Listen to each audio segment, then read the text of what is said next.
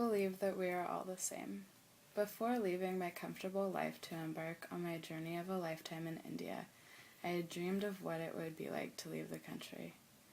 I expected that it would be incredibly different, beyond anything I could ever imagine.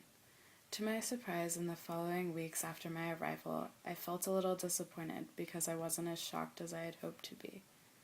I felt that this was how the rest of the trip would be. It felt like something was missing. Visually, India is very different. Everything in India is exaggerated. The beauty, the dirtiness, the number of people, the bright colors. Everything is just more. However, when talking to people, I found that the casual conversation was about the same as I might have had at home. It was hard for me to comprehend this because I wanted and expected it to be so different given our separate cultures. A few weeks passed by. We left the busy cities to attend a quiet Buddhist retreat. While we were there, we meditated every morning and night. Some of the sessions were guided, like a journey. One night, as I sat there listening to the monks speak in the temple, it came to me that all humans are really just the same. During this meditation, the monk told us to imagine people we cared about and wish happiness for them. Then he asked us to think about people we didn't know and imagine happiness on them. Then he concluded by asking us to think about people we hated in our head and wish happiness upon them too. He said that we did this because often we forget that we are all just searching for the same thing, to be happy. This sentence struck me as really important. It felt strange to realize I had come all the way to India to learn something so simple.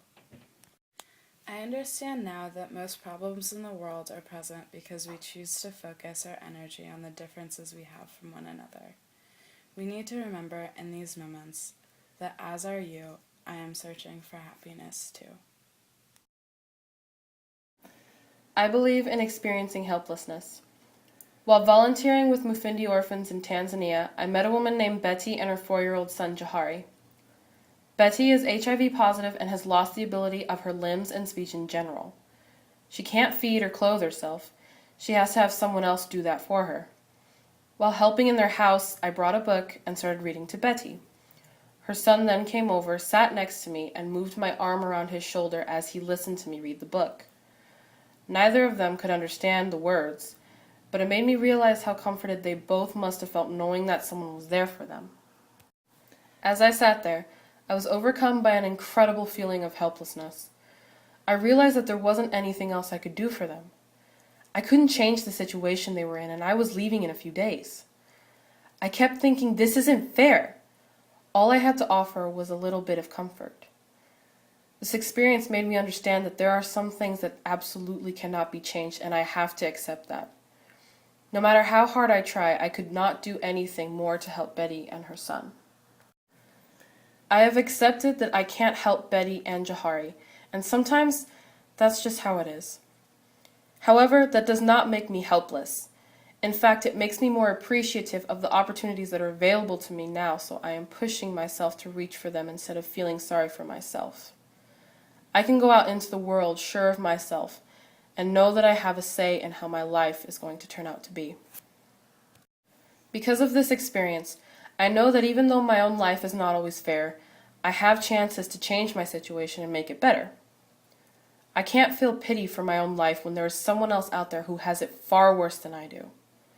I feel better knowing that I can take this experience I had at Mufindi Orphans and use it to fuel my ambition to better myself and be an influence on others.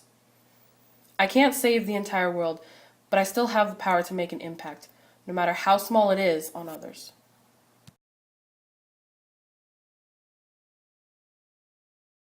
I believe in asking for help. From an early age, I've always felt like I had to do things by myself. My dad kicked me out when I was 13 and I had to do everything on my own. At least that's what I thought.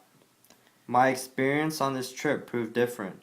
I never would have had the opportunity to do all these interesting things in Central America if I didn't ask to join on this trip in the first place. What I found traveling is that sometimes you have to ask for help. I found myself lost in cities that I had to ask for directions. I wanted photos to capture the memories forever. I never would have captured the moments if I hadn't asked others to take the photo for me. It was awkward and scared to ask for what I wanted, but once I got it out of the way, it was really simple. I'll either get it or I won't. Asking is hard, and it took a lot of repetition to get comfortable asking people to do something for me, but eventually I gained the confidence for it to become second nature. By simply asking for what I want, I got directions to guide me when I was lost. I learned how to speak Spanish. I got to ride a horse for the first time ever. I have a photo of every family that hosted me. I took my first kissing photo. I got to surf my first wave. And I received multiple servings of food instead of looking at an empty plate when I was still hungry, but afraid to ask for more. Asking myself personal questions has also led me to make the best out of situations. I just ask myself, what's there to lose and to gain? The only person stopping me is me. One of my goals in life is to have control of what I do on a daily basis, and sometimes I need the help of others.